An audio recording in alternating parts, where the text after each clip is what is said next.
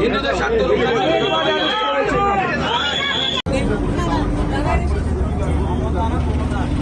গরম হয়ে গেছে।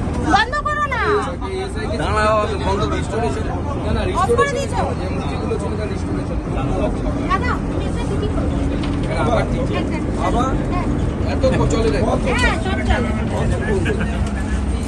সুকান্ত মজুমদার সহ বাংলা বিজেপির সাংসদরা তারা আজকে বঙ্গভবন হ্যালি রোডে দিল্লির যে বঙ্গভবন বেঙ্গল কমিশনারেটে তার সামনে বিক্ষোভ দেখালেন।